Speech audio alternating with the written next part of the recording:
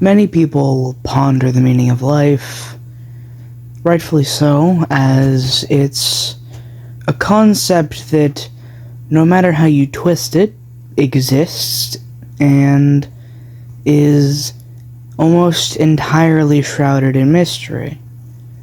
Of course, there is the beliefs of religious people and spiritual people who tend to believe in some form of higher power or grander entity which brought us here in one way or another.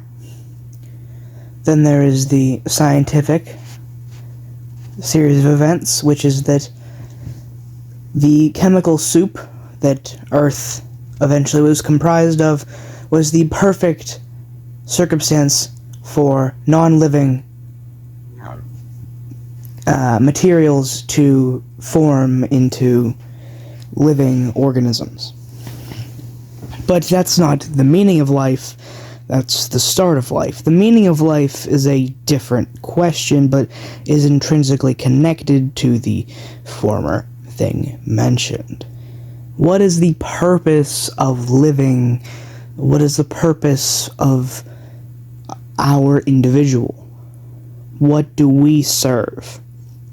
Again, the religious may believe that they are here to serve their god or gods, and the non-religious have several different interpretations. A classical nihilist would believe that there is no meaning.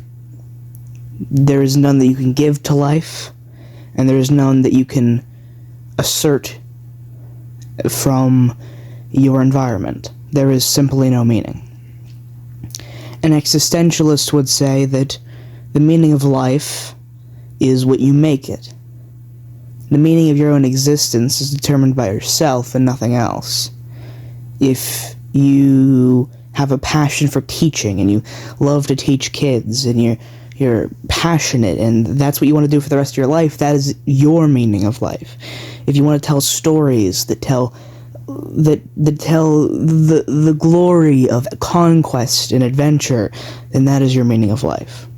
Then there's the absurdist approach, which states that there can't be a meaning to life because life as a concept is simply so absurd, and pondering the origin itself is also so absurd that there's no reason to really wonder beyond anything.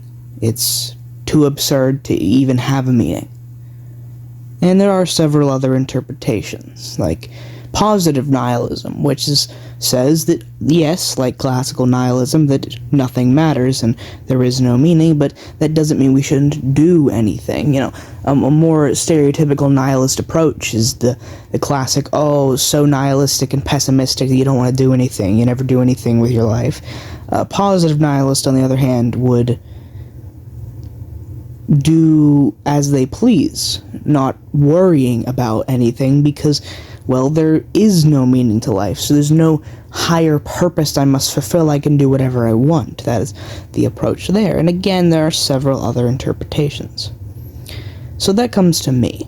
How do I view life and purpose and such? Well, I was never raised religious. I would consider myself a pretty staunch atheist, not even agnostic. I don't believe that there is a god or gods, and I don't really believe in anything spiritual either. That, of course, may change, but I never was taught anything religious to begin with, so I don't have that framework to leech onto that many other people do. When it comes to life, I've always looked at it as intrinsically connected to death. Death gives life purpose in my worldview. So, in a way, the meaning of life is death. You are able to push yourself because you only have so much time. You might have, 20 to 40 good years of your life, depending on how well you take care of yourself, that you're not either stuck in school or stuck in a retirement home, that you can really do as you please. That's not a lot of time. We don't have a lot of time, and that There's a beauty to that. There's a beauty to the lack of time that we have. So the way I view life is intrinsically connected, again, to death. I'm a staunch believer in memento mori, a Latin phrase that means, remember you will die. Everything you do can be driven further and further by the fact that you will not be here forever. You will not be here for any even perceivably large amount of time. Let's say that medical and scientific advancements in the next 20 years are able to extend human life to 150 years, and you're able to be relatively well functioning for the majority of those years. I wouldn't do it. I wouldn't take it. For those who would, I would not judge. That is your own choice. I believe, you should be able to choose basically to do anything with your own body. With very little exception. Because it's your body. It's your choice. If you fuck up, that's your mistake. If you succeed, great. If there's the option to extend one's life, I wouldn't take it. I don't like how old we get now. The thought of growing to 80 or 90 just sounds depressing. You're just slowly shutting down.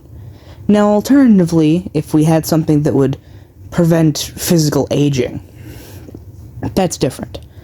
I would not be very against stopping physical aging, because part of the reason I don't like the idea of getting old is physical aging. My grandma, when she was still around, my great-grandma when she was still around, she'd fall a little bit, and, her skin would tear. She was in her 70s. I can't imagine being in your 80s or 90s. It's, simply put, not appealing to me to really think about, or even a little bit, doing such a thing. I view life as your own little experience that is your one and only, and you have it and you have fun. That's your meaning. Your meaning is what you do and how you perceive the world and what you like doing. But at the end of the day, my view on the meaning of life is death. They are the first chapter of a book and the last chapter of a book. Two sides of the same coin. Death is beautiful. Hope you all have a good night, or good evening, or good morning, or whatever. I hope to see you again soon. Bye.